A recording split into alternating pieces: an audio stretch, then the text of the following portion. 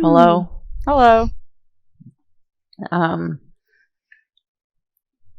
Good morning. Welcome to Anxiety, Depression, and the Real Questions. I'm Kimmy. And I'm Claire. And we remembered this time. And we remembered this time. You know, I think last time we were just really out of the hang of it. You're really out of the hang of it. Because it had been months. And that's okay. Yeah.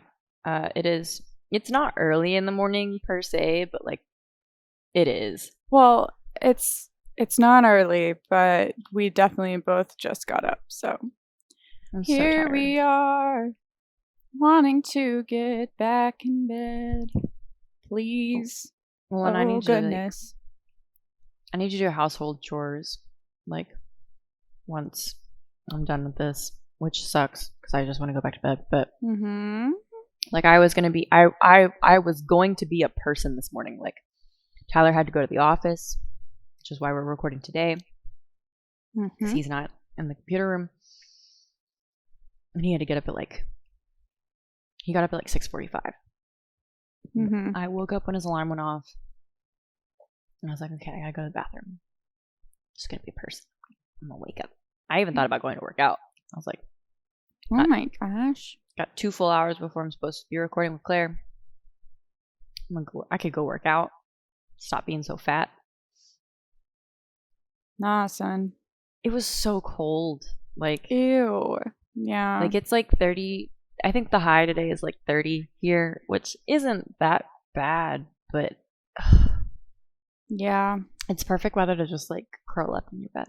No, for sure. I mean, I relate. I mean, yes, it is colder up here. It's high of 21, low of 3. You know Disgusting. What I mean? Like, and there's just snow everywhere. Also, like yesterday, my car really struggled to start with the cold.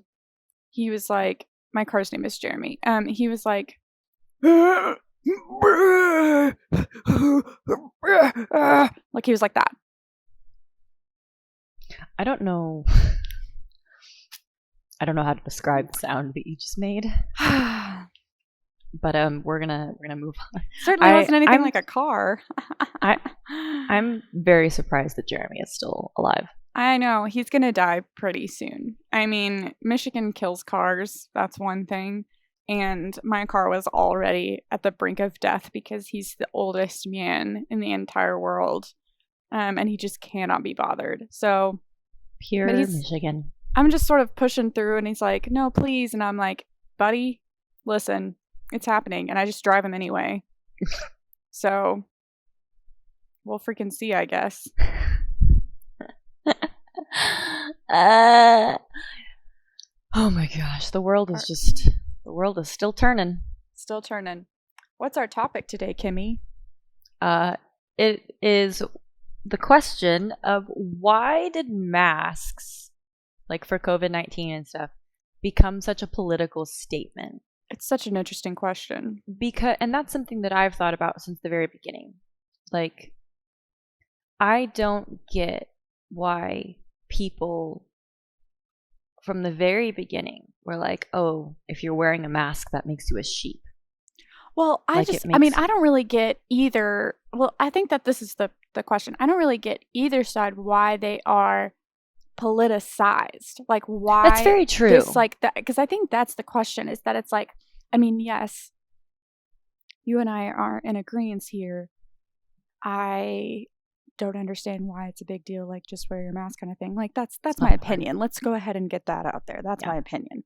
However, like in sort of general, if you're thinking about it, like when did this ever just become like a political issue at all? Like it's a like piece of, it's like wearing clothes. Literally, so that's what I was thinking. Like I was thinking this the other day because did it become like a political issue? I don't understand. Like I saw people like complain when establishments kick them out because they're not wearing masks. Which, like, I'm at such a weird place on the scale. I know, because I'm in agreement that like masks probably don't do a whole lot. Yeah, but if it gives someone peace of mind, heck yeah.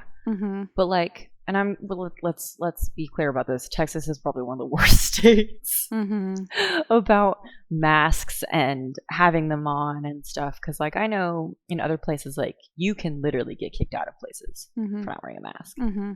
Like Texas doesn't really do that. Yeah. Like if you certain places, if you walk in without one, they'll be like, "Here's a mask. We ask that you wear it if you're in here." But like I haven't, and most people like do. I haven't seen anyone be like, "It's against my rights." But it's like a lot of people get so upset. I'm like, there are places that have the no shoes, no shirt, no service. It's the same thing. It's really not any different. Like shoes didn't used to be a commonplace. Like there are places that are like, you're not wearing shoes, you don't get service. You're not wearing a shirt, right? You're not getting service. Like it's not that hard. I relate it to, and so not in the way that you would think, but I heard a discussion relating it to seatbelts, because and it might not be like a completely relevant metaphor because like we're still like I know like I have heard so many different things about like the science of masks. I don't know. As far as I know, the CDC still recommends them. So maybe it's that. But everyone's like, well, I saw an article that says that they don't do anything or whatever. Okay. I'm not sure. But it's more of the idea of like, in hindsight, the idea of seatbelts not being a thing is wild to us, because it's like, duh, that's like such a thing. But when they were introduced, which was not that long ago in terms of history, like my mom remembers when they didn't really have to wear a seatbelt. Oh, and my grandpa, his like old truck doesn't have seatbelts because they weren't literally like a thing, right? But there was like all these different opinions, and it seemed like only really like, oh yeah, like kind of like uppity people were ones that like, yeah, I got a new car with seatbelts, and everyone's like, ew. Like but the down home folks were like, listen, we've lived our whole lives. This is why it's not a complete metaphor, but like lived our whole lives without seatbelts, and like they can't tell us what to do, kind of thing. And then there was all this stuff coming out about like seatbelts don't actually save lives.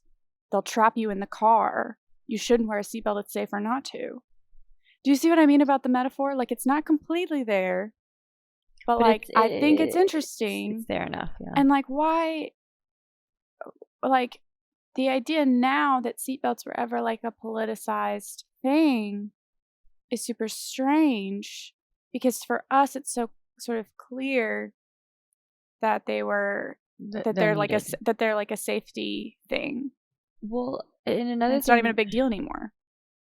I think this ties back into the whole like the two-party system is trash thing that we talked about months and months ago. Because I think it's just another divisive tactic. Because it's so frustrating. Because I have people on both sides. Like, yeah, I understand both sides. Like, me too. My parents are not anti-mask by any means. Like, no one in my family is anti-mask. My brother is a nurse, for Pete's sake. Like, he wears a mask. He's very cautious about that. He had to get the COVID-19 vaccine. Like, my family's not like anti-vaccine or anything like that of the COVID vaccine, because he had to get it because he's a nurse. We're just cautious of it because it's the first one. It's like any first iteration of anything. It's like, I'm cautious of it. But the masks that my parents use, like my parents are older-ish. I call them old, but they're not actually like old in the scheme of things. But like my mom does have trouble breathing in some of her masks, and like she can't stand it. And so like the other day we were going somewhere, and like she'd put her mask on before we went in, and it was below her nose, and I just went like, boop. And I raised it above her nose. She was like, I just can't stand it. I'm like, yes, I know, but peace of mind. Yeah. Peace of mind. Like, that's all this is. And she was fine with that. Like, she raised me to be considerate. Yeah. That's the thing. Exactly. Like, my mom raised me to be a considerate, respectful person. And she used to joke when I was in high school, like, I don't know, like, if I raised you to be considerate, respectful, because I was like horrible to her. I was so mean to her. My mom is like, the two people that I'm probably meanest to are her and Tyler, which like sounds awful, but I said something the other day. I was like, no one can push your buttons like your mother and your husband. Seriously, I feel that way about my sister. And like, okay, also, sorry, off topic. Speaking of, no, well, it's on topic because you were talking about like who your mom is as a person and like how she feels, and then like it's kind of like similar with my sister. Like my sister is one of the most rational human beings in the entire planet. She hates wearing masks, and she's also kind of like her sort of like logic and all that in her context where like her town is really small and doesn't really take it that seriously. And like all the people she's with have a similar mindset, so it doesn't really matter. She's like, we're all gonna get it kind of thing. What is really where she's at. And she's like, she knows multiple people who wore masks and got it still. So that's where she's coming from. And she's like, you know, like people are like, some people are really weird about it, wearing masks. And it's honestly not that big of a deal. And she was like, and I hate wearing them. Like, I think we should all just live our lives. It's going to be how it's going to be. See, and I think that is a perfectly logical mindset. Like, I think that's a perfectly understandable mindset because, and I think the thing I respect most about her, I love your sister. Oh, I know. I don't know her that well, and she doesn't know me that well, but like I love her. Because like she wants to like try to hide her weirdness that she isn't like you, but she totally is. She's super weird, but she acts like a normal human. I don't understand it. But the thing I respect most about her is she's not tried to make it like a political thing. She's just like, here's my logic, here's why. Like, that's how she is with everything. And I feel like if someone around her was like, I'm very uncomfortable, I feel like she would be like, okay, I wear a mask out of respect. So she does wear them in different contexts and stuff like that. But like at her work, they put them on when like she works at like a design studio. So when someone comes in, they put them on. But like when they're just working, it's whatever. And then her church, they have like stickers that like basically say like there's a green sticker that which means like, hey, you can like come up and talk to me, mask, no mask, it doesn't really matter, like I'm good with whatever. And then there are some people who have red stickers that are like, please do like stay 6 feet apart, like wear your mask, like I'm on like I want to be safe kind of thing. And so then you can sort of like set your preferences. And so she just sort of sees that in like her whole life as like she's just good with whatever. And so she's not going to wear a mask because she hates wearing them. And then, but if someone is uncomfortable, of course she's going to, kind of thing. But like, that's also her context. And so one time, like, because I sort of get more anxious about it than she does. But also that's my own anxiety. Yeah, you're just a more anxious person. And also, I live in Michigan. Michigan is shut down. So I came back to Texas to visit. And everyone's all willy-nilly, and it seemed like shocking to me, you know. But then my mom was saying how dumb it was that Michigan was shut down, and she really wished that, like, you know, I could be free. And I was like, well, I guess that is a perspective. So there is all this complexity. However, when it starts to get into like, well, conservative versus liberal or Democrat versus Republican, that's where I'm like, I literally don't understand. I literally do not understand why. And this thing too, like,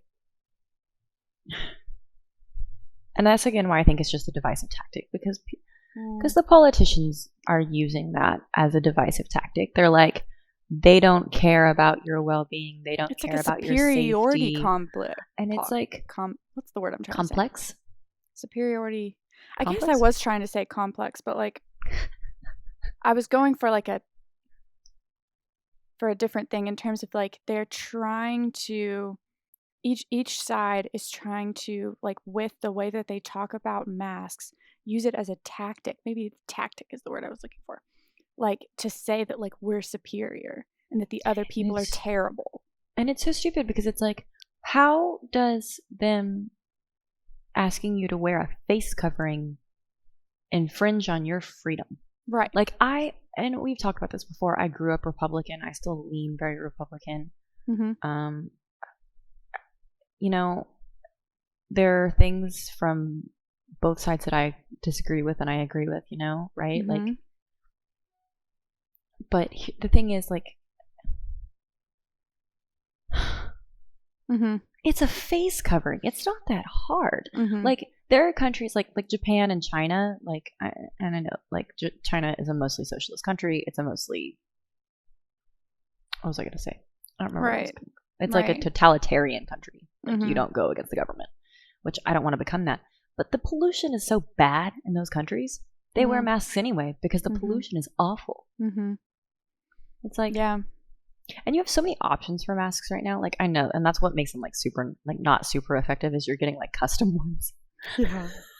Like I have an Animal Crossing one. I love my Animal Crossing mask. I've thought about getting another one because I love this mask so much. Like, it fits my face well. Mm-hmm. And like, it's cute. Yeah. And like, I love that mask. Is it like as protective as the like whatever masks? Oh, no, I know. My masks it is a are piece not of that fabric. great. I know they're not that great. But at the same time, okay. Here's one thing though. Here's a bright side of. Here's a great bright side of masks. People can't see my resting bitch face. Amen. And which is also kind of awkward too, because I'll smile. Like, do you ever do that awkward thing? Like you smile at people, like when they're staring directly at you. Well, now they can't tell you're smiling at them, so it's just weird. You don't get spit on. If someone is a spitter, you're not getting spit on. And you know what? I'm here for it. Yep. Because getting spit on is disgusting. Yeah. I know exactly what you mean. Like, I like a sneeze caught me off guard once while I was wearing a mask. And I was like, oh no. And then I realized I was like, oh, it is been blocked. I don't even have to worry. That's also very gross, but like, hey. Also, well, no, but people can't see me mumbling to myself because I mumble to myself a whole crap ton. So I'm in the grocery store and I'm like, oh, rice, what? But I can like move my all the time. But I could like move my mouth and no one can tell because like it's not like I'm being loud. I don't ever want people to see me by like moving my mouth to myself. Yeah, so that, like now I'm under a mask and like no one can tell. I look normal. Yeah, I like sit there and I'm like, do I need this? Do we need this? I can't remember if we needed this or not. Like, should I text Tyler? But it's like, there's so many like, yeah, wearing a mask is annoying. I'm not gonna lie. Like, oh my gosh, it isn't. It's a hassle, but like I've learned to live with it. And when I was working at the shop, like, it was so funny because there's like a yes and a no to like wearing it. The shop was open to like 100% capacity. People were coming and going. Some people wore masks, some people didn't. We were required to wear masks while working with customers, which is fine. There were only a couple of times that I like was really struggling with my mask, and it was because I already had a headache. And I already had a headache. It was on my ears, and I didn't feel good. Yeah, it's what gets me. My ears start hurting. Well, and someone was like, well, do you have COVID? I'm like, no, I do not have COVID. If you want TMI, I have a UTI, and that gives you a headache. And I was like, I am in a lot of pain, but I'm here because I need the monies. And I also feel guilty missing any kind of work. Right. Like, I will feel guilt for the rest of my life. I just, I don't like wearing them, but also like, and that's the thing is that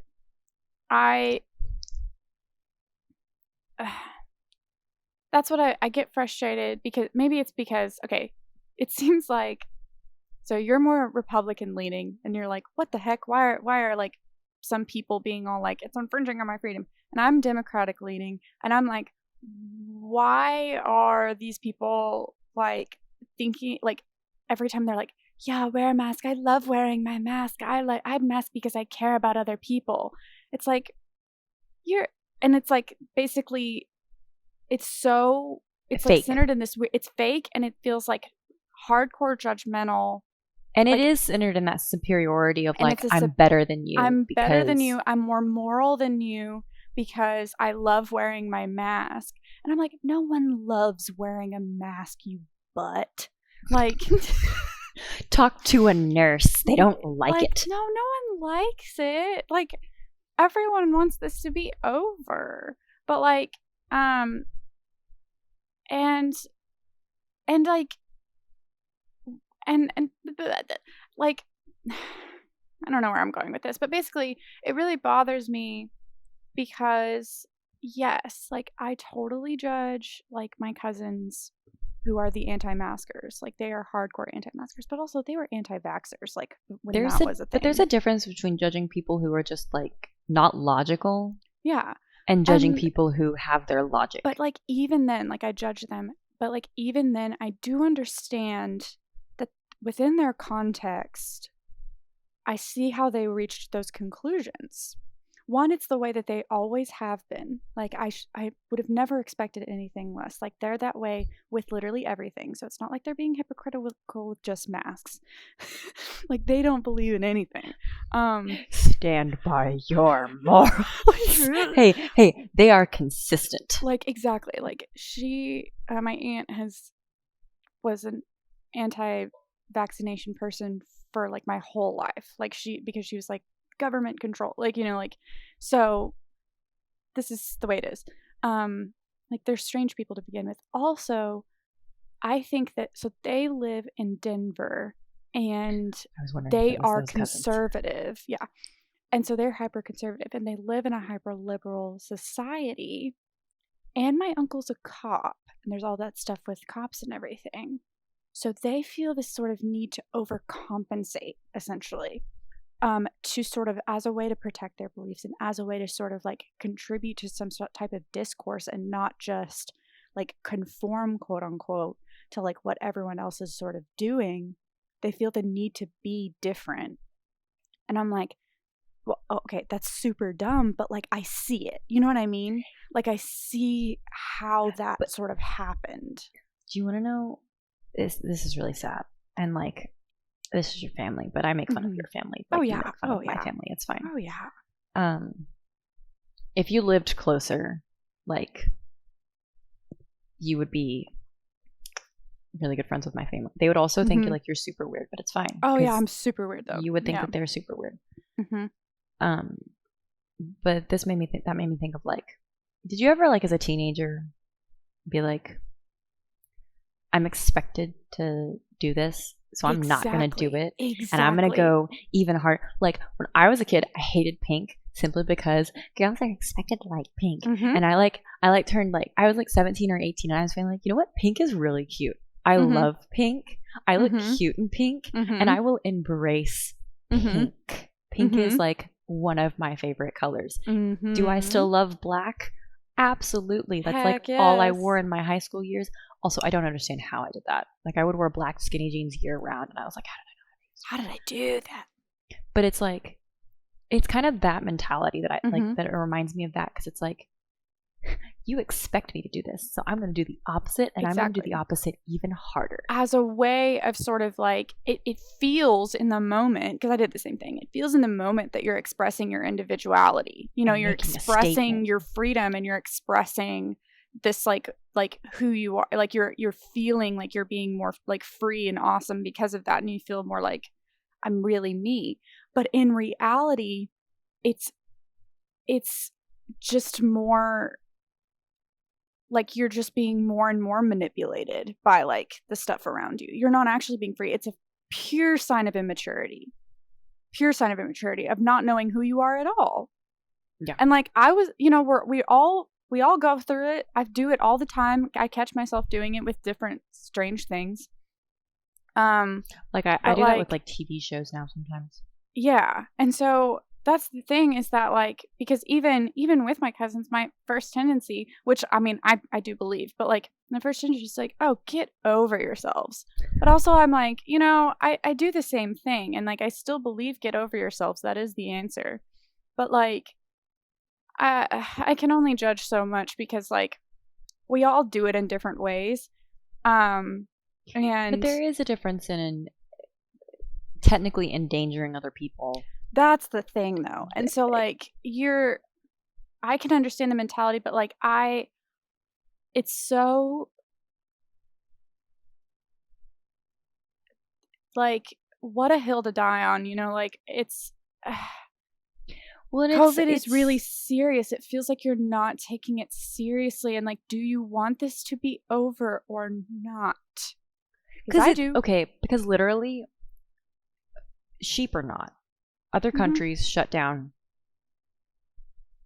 and they were able to open back up within 6 months. Thought. Continue. If we could, at this point, it would kill the economy. I'm not saying that wouldn't happen. Like, small businesses are dying. Because that's a frustrating thing too. That's another thing that's so frustrating to me, is that everything has become so political, and it's like, okay, can you open your eyes for a second, where there's two sides to this coin and neither side is good. They're both bad sides, because one, yes, we've already lost tons of lives. People have died, and it is horrible and it is sad. But at the same time, we need to take care of the people that are still here. And so are we really willing to sacrifice people's livelihoods, their ability to continue surviving out because of fear? When we have we now have the vaccine, supposedly it's going to work, and like all these other things. And I know like plenty of people, like I don't know if you remember Ty Pepper from Lubbock. Oh yeah, the owner recently died. Oh, and I'm pretty sure they're going to shut down Ty Pepper because he was the main cook and all of that. I mean, he died due to complications with COVID, but also they were just suffering anyway because they. I mean, restaurants, small businesses, especially restaurants, small businesses, especially restaurants, suffer so much during these times, and it's becoming such a thing. And on top of that, like, not to go on a tangent, but I am going on a tangent because I have a lot of thoughts inside my brain. They're talking about raising the minimum wage to $15. I understand why they want to do that. I do. But I think I might have been talking to you about this as well. Like, I know I've talked to Tyler about this, which the argument is, yeah, the economy has been inflating without the minimum wage increasing for the last 10, 15 years. So why can't we just increase the minimum wage? Because the economy can increase without the minimum wage increasing, but the minimum wage can increase without the economy increasing. It's that double-sided thing. And it's like, okay, you make the minimum wage $15. I think the minimum wage should be higher. I think $10, $11, $12 I think would be reasonable. But they're doubling. I think 10 would be the most. Yeah. I think 10 would be the most reasonable. I don't know where the number 15 came from is really what one of my issues is, because I agree completely the minimum wage should be raised. Oh my gosh. What is it? $7.25? $7.25. That's what I was getting paid at the coffee shop. Like, that is insane. That's nothing. But here's the thing though. You increase the minimum wage and small businesses are either going to go under. Actually, you know what? Small businesses are going to go under, because you know what's going to happen? They're going to have to, because if they have, say a small business has 20 to 30 employees. Okay. I'm specifically thinking of the coffee shop. Right. 20 to 30 employees. Say, they make a certain amount of profit. The coffee shop I worked at was a nonprofit. But they still are trying to use what profits they have to go towards good causes, right? That's what nonprofits do. Stuff there is already expensive. Yeah. Like, looking back, right when we moved, right when I quit, sounding like a total I don't know, jackass or something. One of my favorite drinks was an iced dirty chai with oat milk, because I am lactose intolerant, and there are some days I just don't want to deal with the pain in the bathroom later. Poop. I don't want to just have explosive diarrhea. I'm sorry. It's all right. It's all right. But the thing is, an iced dirty chai with oat milk, 16 ounces. Okay, it's 2 shots of espresso, it's a little bit of chai powder that they have. $7.50 for that 16-ounce drink. Oh my gosh. That's as much as you almost got paid in an hour. It is more than I got paid in an hour. $7.50, $7.25 is what I got paid. Oh, that is more. So one drink was more than my hourly wage. I still have friends that work there. I was texting them the other day, and I was like, yeah, you'll be getting paid a better wage, but everything else is going to increase with it. Right. you're not going to be able to get a drink there because it's going to be like $10 to get a drink. And it's like, that's not worth it. Right. No, I don't Starbucks. understand from even the people who are pushing for this. I'm almost suspicious of like the politicians who are pushing for it because it's almost like they don't want it to get passed. Like that's why it's so big. You know what I mean? I mean, It's I'm possible. like, I'm totally like, well, I'm just saying, like, if you really, really want this to change, like minimum wage to go up, like why such a drastic increase to minimum wage? You know what I mean? Like that's really strange to me. And well, they're trying. I would love to hear an argument that persuaded me, but like where I'm at right now, I don't really get it. And something that's frustrating is they're trying, and this is something that I've always done. Minimum wage is not supposed to be a living wage. Typically, a minimum wage is supposed to be like a high school job. Like, and $7.25 is too low even for that. Even so for that, it should be raised. It should be like $10. I think $10 is like a solid place to start. Like the one thing I will praise Hobby Lobby for, the only thing I will ever praise Hobby Lobby for, is they start employees out at $10.50 an hour. $10 feels right in my soul. You know what I mean? Like $10 for minimum an hour, wage. Like yes, it doesn't. Everyone should be getting paid $10 an hour minimum wage. Like yes, you should be doing that because that is possible. Yeah, that is possible without like small businesses could do that. Yeah, and then employees can of course pay their people $15 an hour. They should. Like, places can. See, Hobby Lobby. The only thing I'll ever praise them for is their full-time employees. Their full-time employees start at $15. Full-time employees start at $15 an hour. Part-time employees start at $10.50 an hour. So when I was working there, I made $10.50 an hour. Was it worth getting screamed at all the time? Not really. But water under the bridge. But that's the thing. Like places that can afford to do $15 an hour, like be my guest, do it. Right. It's great. But at the same time, there are places that require full degrees that are not paying $15 an hour.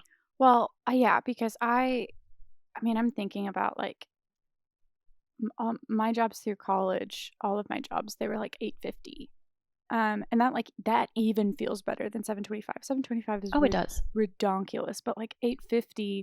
I was a part-time student assistant and a couple different jobs on campus. I got paid $8.50 an hour for 20 hours a week, and I was able to pay rent and live my life. So like, I don't know. Okay, when you are a struggling college student and you're working like 20 hours a week, $8.50 is like magical. Magical. Magical. And so, yeah, like thing, that's better than $7.25. Like, hey. When I worked for the department as an undergrad, and I worked as a social media strategist, I was making $10 an hour. Now, granted, I was only working 10 hours a week. They limited me to 10 hours a week. But still. Yeah. I was working 2 or 3 jobs at a time, but I'm not coming from this from like an economic standpoint. I'm really just coming from it about like, like experiences and stuff like that. And I'm with you. Like, I don't see how small businesses would be able to handle it, even though of course that's what I want. Of course I want everyone minimum wage to be $15. Are you kidding me? I would kill for that. That'd be awesome. Like, I just don't see how it would work or like benefit everything. And so that makes me really nervous. Yeah, it just can't work economically right now. And again, because of how our country works. And again, that's coming from like me with my liberal leanings. So like, who's to say? So, well, and I'm like more conservative and I'm like, it needs to be higher. Yeah. Like, yeah, just exactly. Okay. Because the thing that frustrated me most about working at the shop is I think that for certain high school kids, $7.25 is understandable if you don't need the money. But they didn't even hire high school kids, did they? No, that's the thing that irritated me. Like Sonic, places like that, they pay like $7.25 an hour, right? Actually, my little sister-in-law worked at Sonic, and I think she was paid $8 an hour. So. But she. Like those places, like, yeah, those are high school students. Most of them are high school students who don't actually need the money. It's their parents wanted them to learn a sense of responsibility with their money and do all of that, which is great. I'm so here for that. I'm so here for high schoolers having part-time jobs if they're not like making them go crazy and like overworking them. High school is a lot. High school is a lot. So, we expect too much of high schoolers. I think that they're annoying, but I still think we expect too much of them. Because high schoolers are supposed to be annoying. But the thing is, the shop, you had to be over 18 to work there. So they knew that they were either hiring college students or above, or like very late high school seniors. So it's like college students. One of my friends who's still working there, working 3 jobs to pay rent and everything, and going to school. And it's like, and they said tips supplement. Tips did not supplement. And that's the thing. No. And here's something that triggered me last night. We're so far away from masks right now. I'll bring us back eventually. Yeah. Here's another thing. We should probably just do another podcast on minimum wage later. But I saw something the other night. I was like, I hate that businesses can pay less than minimum wage and rely on tips to get their employees to minimum wage. So like restaurants can pay their employees like, $2.75 an hour and say you'll make the rest in tips. That seems unethical to me. Oh my gosh, is that legit? That's actually a thing? Oh yeah, that's been a thing for years. Oh, butts. That's terrible. Oh yeah. There are places legally, if their tips do not like equal minimum wage, they have to pay like the difference. But yeah, that's not right. No. Especially with what people are having to go through right now with wearing masks. I'm bringing us back. I'm trying to bring us back. I'm literally the worst transition I've ever heard. I'm trying so hard. I love it so much. Okay, so I realized how far off we are. I had a thought earlier about the mask thing. Okay, lay it on me. When you said the sheep comment. Okay, which we all know that being like this common sort of argument or whatever, which is so ridiculous. Okay, I was thinking about, again, like, preface as I usually do, generalizations, but like a lot of I've noticed a lot of people that make the sheep comments also claim to be Christians. Okay, let's talk about that as Christians. That was the thought I had. I was like literally, aren't we called in the sheep? Bible they talk about like people being, they make metaphor stuff all the time about people being sheep, and about like Jesus being the shepherd and kind of thing. And basically this is the idea. Like, I remember my pastor said this one time. He was like, yeah, no, like, we are idiots. Like, sheep are so dumb. Like, we're gonna be like, what? Like, all the time. Like, we're super dumb. We're like, we always make terrible decisions for ourselves, and like that, like we need like someone to save us kind of thing, and that person is Jesus. Okay, so like there you go. Like, there, I mean, sort of basic sort of stuff. There's a reason that they called humans sheep. Like, literally, that if like there's a herd of sheep, right? That if one sheep jumps off a cliff, the rest will follow. Right, exactly. So like, there's this idea then of like, yeah, the importance of like a shepherd and that type of thing, and that being like, Jesus or whatever. Except for, this is the idea. There's like one of the main points of like my pastor sort of making that argument is basically saying like, one, you need Jesus, but also there's a sense of humility that comes with it, which is a quality that is sort of like comes with Christianity, because it's this idea of like, yeah, like I can't do this by myself. I need something, Jesus. Like, and so there's like a sense of humility there, not a sense of that like, hey, I'm a Christian, I know better than everyone else because I figured it out. No. The whole point of Christianity is that you don't have it figured out. Exactly. Truly, is what it should be. However, yeah, that's literally what it is. So backwards that like somehow it's gotten convoluted to where like if we're like following the government, that means that we're going against Christianity. Do you see? Which how is not true. Which has gotten really strange. It's so stupid. But that's what's so weird to me though, is that it's this almost implication that like the true America is freedom and no one can tell me what to do, which is also following. But that is also the opposite of what we're told to do. Of what we're told to do.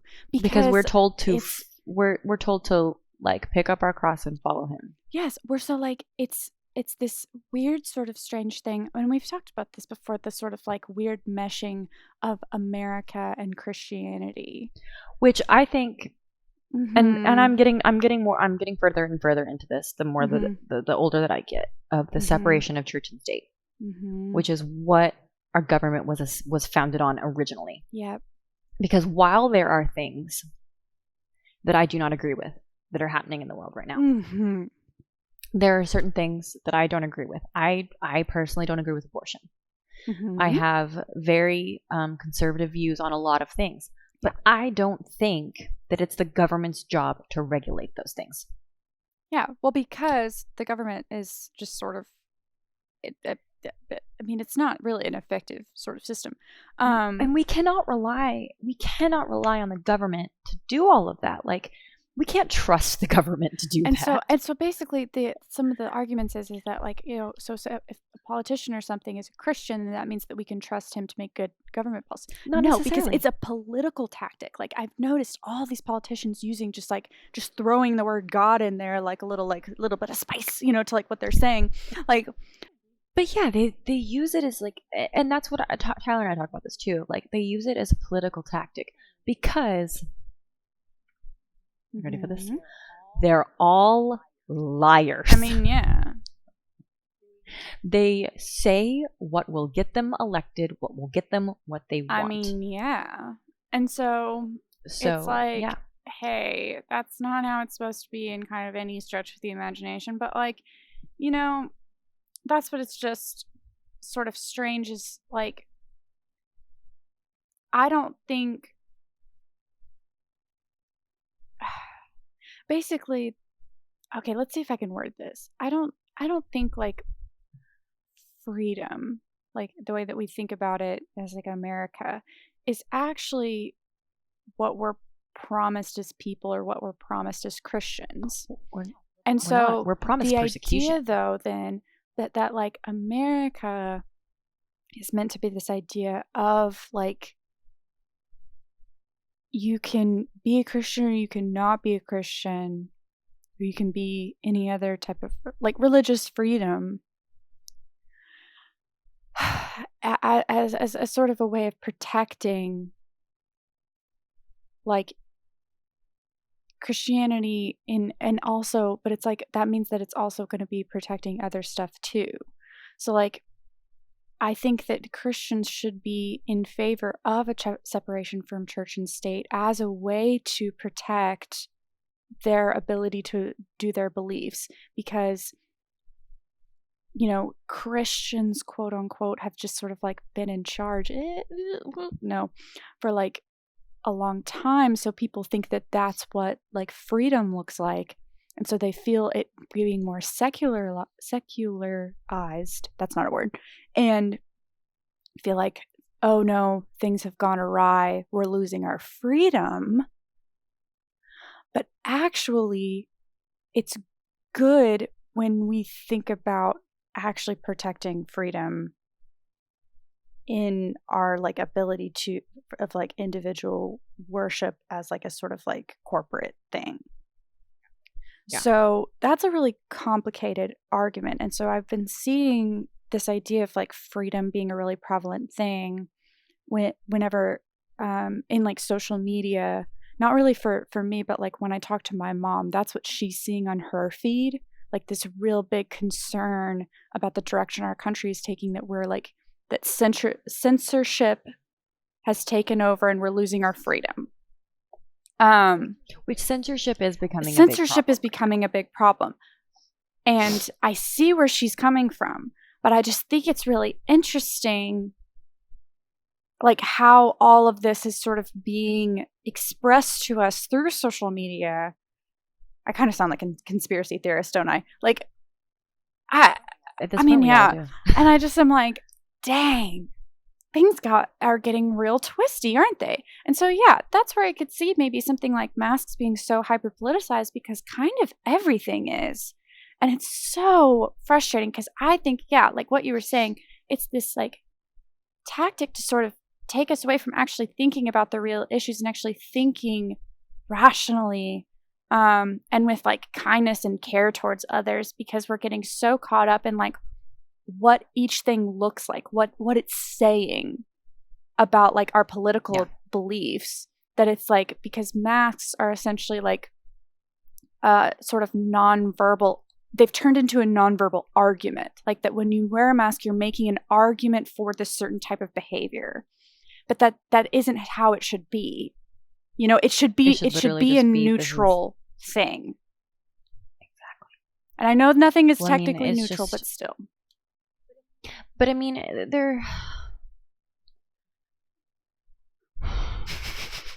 it's just deep sigh. The heavy sigh. The heavy sigh. It's just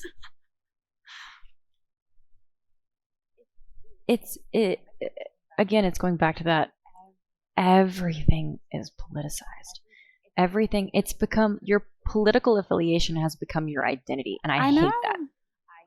I hate, because, and here's the thing though, because a lot of people, and I experience this a little, and I don't want to like, I'm not trying to just be like, this side is better than the other side. But in my experience, most of the more democratic, liberal-leaning people that I know, aside from really you. Correct, yeah.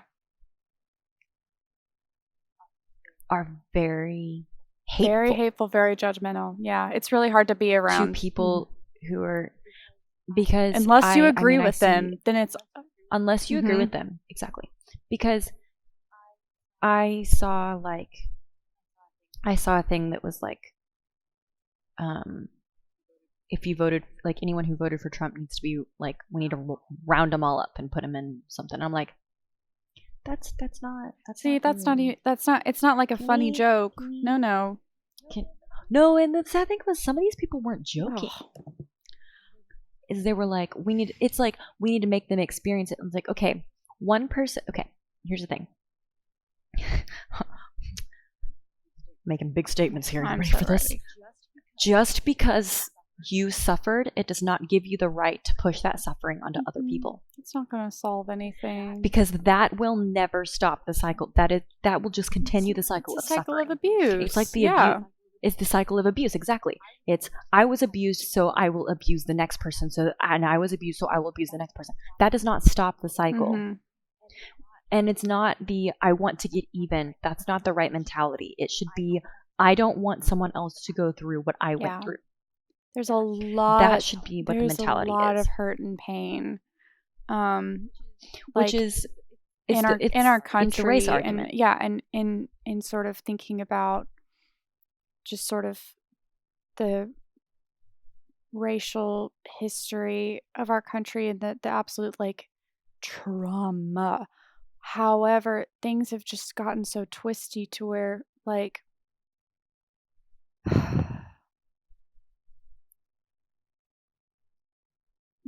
it just seems to be like it doesn't seem to be getting any better. It just seems to be like this attempt to flip it to where it's just the same thing happening. It's the abused becoming the abuser. People aren't, becoming more kind and actually like protecting anyone. It's getting, and I do think that there's like a mentality issue that like when sort of like I notice in my parents sometimes like them getting really defensive with a lot of the sort of like movements, particularly of young people arguing for racial justice and that type of thing. They get really defensive, and I understand why, but I do try to sort of make an argument for like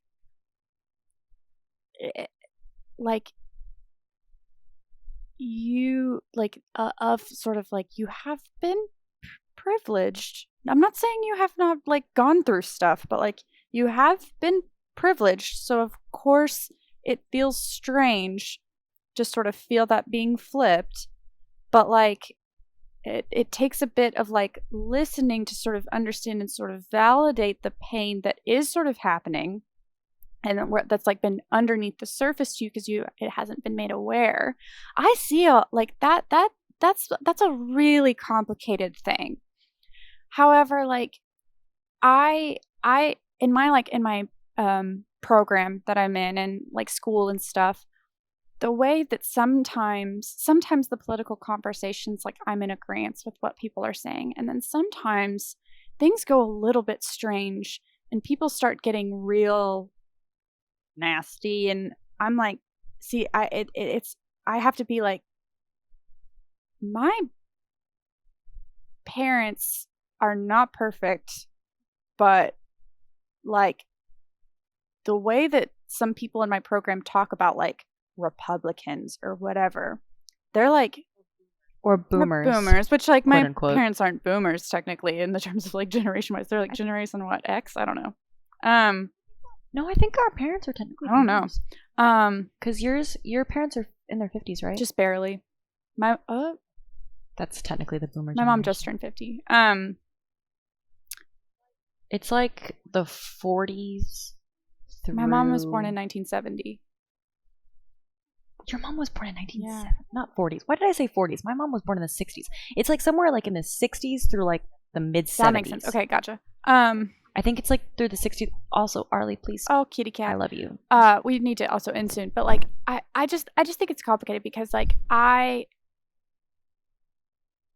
could okay, this is I think what I'm saying. I could get really sucked into the mentality that Republicans are bad people because they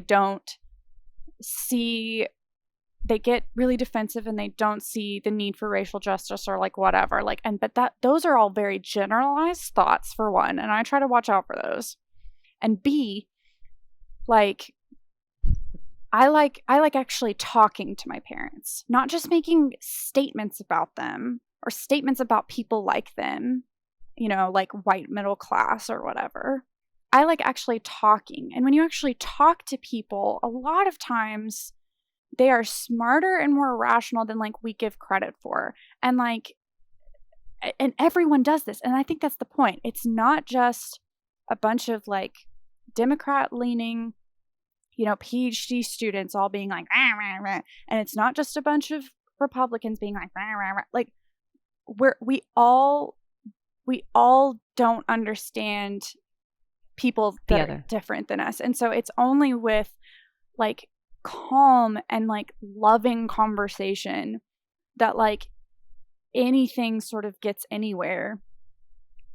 And I don't see that in either side on a very regular basis. And that is sort of what leads me to just be trying not to get caught up, in social media stuff and in really sort of hyper emotional, hyper like where you're just getting swept along in the flood. That's what I try to avoid. Like it, no matter what side it is, it's the sweeping that I'm like, not here for. Let's be careful. Yeah. Well, and it's like, it's back to that divided we like. United we stand, divided we fall. Mm-hmm. Like, it's just... We've got to have productive discourse. We've just gotta. And at this point, and my mom and I were talking about this as well, at this point we've gotten to a point where there's so much hate from both sides that I just don't see that. We're not hearing each other. We're not hearing... Yeah, like we're not actually hearing each other, and we're not giving any credit to someone's beliefs that are different than ours, and giving any sort of point of maybe they might be right on something. Well, we're not giving the benefit of the doubt or like any sort of good faith effort. Well, it's rhetoric 101. I mean, we taught this to our students. Think about this. If you come out of the gate accusatory, the person you're talking to, you've lost them. They're not listening to you anymore. Lost them. Like we work. emphasize that to our students over and over and over and over again. You cannot come out of the gate saying you are stupid, you are dumb, you are uneducated, you are And racist, therefore- you are this, you are that. And because if you do that, the first insult you throw, you lose them. And it does a disservice to your own argument, which makes it even worse if you're right. You know what I mean? Like if you're coming from a place of like, though that's the actual move that like our country needs to make or people need to make or whatever, it does a disservice to the argument you're making if you're coming out of the gate in a sort of hateful way to the people that you're trying to argue towards. Exactly. Because otherwise you're just talking in a bubble. And that doesn't do anything. It's not productive. Yeah, like, and that's what frustrates me the most about discourse now. Because people it's not don't actually discourse. People don't know how to have a conversation anymore. Not really. Like, can we talk about that? Like, people don't know how to have real conversations without getting angry, without getting charged. And here's the thing. People are like, well, it's time. You know, we've spent too long being silent. We've spent too long. It's time for us to be angry. I'm like, do you understand how draining it is to be angry all the time? All the time. Do you understand how few people you will get to listen to you if you are always angry? Because do you want to be around someone who is angry all the time? No. Yeah. And I had to get to a point where I had to like at least understand that anger wasn't just anger, it was pain. But that's what I'm saying is that like I sort of I sort of need it to turn into something productive. And use it productively, though. Don't just use it constantly. There's a time and a place. Jesus got angry. Jesus used it as persuasion. But the thing is, he was not constantly angry. He was not constantly yelling. He was not constantly throwing things. He came in the temple. They were using it as a marketplace. He got angry. He flipped tables. He used a whip. Like, there's a time and a place for everything. But all the time is not, it's not healthy. It's not like healthy. Like, let's be real. Anyone who was a teenager, I think most people went through that phase where like they're always angry. Like, I went through that phase.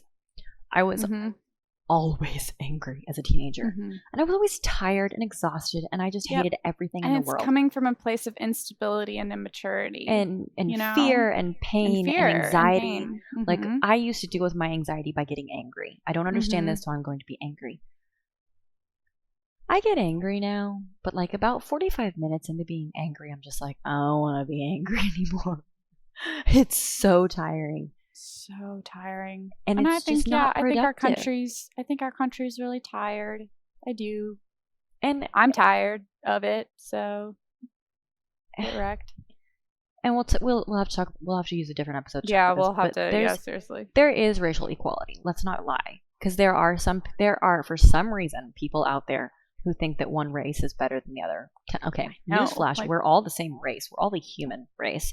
Human race. Some people just have more melanin in their skin than others. Like, and that's the thing. And it's so funny to me when people are like, "Oh, if you're Republican, you're automatically racist." And I'm like, I need to talk to you for a second, y'all, because my parents adopted a small Asian girl. They are not racist. They are the furthest. My mom loves people. Actually, I take that back. My mom hates people, but like also she loves people. Does that make sense? I know. Like, my mom could be a hermit in the woods. Never speak to her again. But at the same time, my mother is a Pied Piper. Yeah. Like, children love her, and my mom does not care. If my dad would let my mom would adopt every little orphan baby in the world. I've started thinking from this sense of, this is a different topic and we really do need to end, but like I've started thinking from this perspective that like kind of we're all racist. Okay, so if we get that out of the way, like we all have that in us, right? We all have a bias. We all have something, we're not, we don't like difference in some sort of way, but we work every day to combat and learn and grow as people. So we're all racist. It's just a matter of sort of like how do we grow from how do we grow as people, because we're all capable of it. We're all capable of growth. So where do we go from there? And so that's a really sort of strange way of being. And so but just throwing, sort of using racist as an insult to throw at other people, I think takes away from your own sort of, it's like, like, we all got messed up stuff in here, don't we? If you need to use insults as part of your argument, then your argument is not that strong. Yeah, kind of. So like, if your argument is based on insulting other people and pointing out it's like the straw man argument that we would learn about in like rhetoric classes. It's like you use all of your time pointing out flaws in other things instead of actually making your own point. And that doesn't actually, it's very persuasive, unfortunately, because humans are sheep. Because we are sheep. But yeah. So we went on a tangent and we didn't actually really talk that much about masks. I think we did good. We did okay. But I think it's a lot of our questions and topics, they tie in to other things. It's not this one-dimensional issue. Everything is connected. Ooh. It's kind of like it's like you said, it becomes like this physical argument, and it goes back to so many things are rhetorical. Like, it's like that stupid question, what is rhetoric? Well, rhetoric is everything. It's the clothes you wear. But at the same time, yes, it is. And so I think we'll probably end up doing another one of these, because I still have so many thoughts. Me too. Yes, but apologies to whoever's listening, and you're like, for like trying to follow the plot, because we don't know. We don't have one. I mean, in my defense, ADHD. I don't have that excuse. You're just weird. I'm just, You're my friend. That's enough of a defense. There you go. But yeah. Thank you for listening. Thank you for tuning in. This has become one of my favorite things during the week already. Again, we've only been back on this like twice, like like for a week now. Yeah. But it's become what I look forward to. Yeah. But thanks for listening. If you liked it, you can like the video. That'd be cool. Getting feedback is really cool, honestly. And YouTube gives me really cool analytics. On this, so like if you enjoyed it, we're gonna do it, leave a comment, even if you don't listen. Yeah, we're gonna do it anyway. Who cares? But like, it's fun. But it's fun to get that feedback, and it's fun sometimes, and it's so funny because even though we're so different, sometimes we're so similar. And so I think it's super cool to get outside like comments of what other people with different mindsets and different views think. Yeah. And it's been great. But thanks for listening to Anxiety, Depression, and Real Questions. Woo! And we will see you next time. Bye. Bye.